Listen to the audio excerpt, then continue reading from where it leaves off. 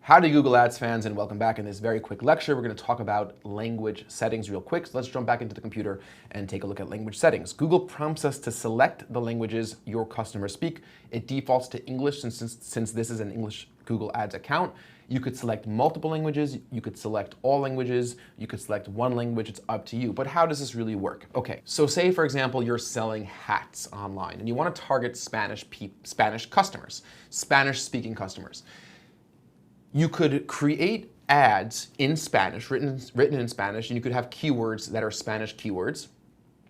And you could select the language Spanish for your campaigns, okay? Which means if somebody is in the United States, let's say, but has their Google interface settings, Google calls this your Google interface settings, set to Spanish, and people, when you sign up for a Google account, you could select your default languages. So if a person goes to Google and searches in Spanish, or even searches in English, but they have their settings set to Spanish, then your ads will be eligible to show if you're targeting Spanish-speaking people. However, and this is important to remember, if a Spanish-speaking person is searching on google.com in Spanish, but their settings are default to English, then your ads will not show. If you're only targeting Spanish-speaking people, you'd also have to target English-speaking people. So a very common approach to people who want to also serve Spanish-speaking people, you would select English and Spanish.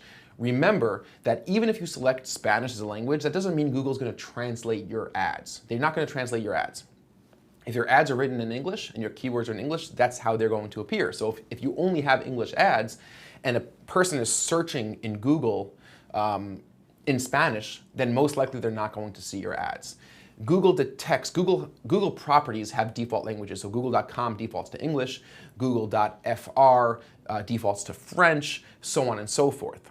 When a person is searching using one of those language-specific or location-specific domains, the results that they're going to see are going to be by default in that language. So if a person is searching on google.fr and you don't have any French ads, then no ads will be shown, even if you're targeting French-speaking people and even if you're targeting that location that the ads are appearing in.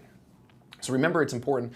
On the search network, it always goes by what Google calls your Google interface settings, which is settings in a person's Google account, which detects what language in Google by default you're going to be interacting with. So for us, most of the time, we're a New York-based agency. Our ads are in English, but for you, it might be different. Let's say your customers are they speak French, so I could start typing in French, and I could select French. And if I want to do Spanish, I could type in Spanish. I might do Hebrew. Right, so I have all these different languages, and that's fine, that could work.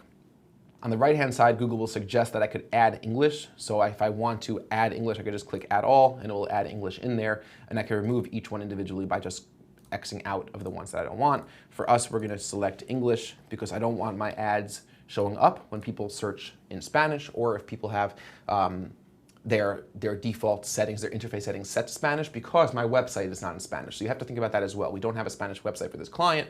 What language is your website or landing page is going to be in? What language are your ads in? And this should be a really, really straightforward setting to configure. And again, this is also a setting that you can come back and change anytime.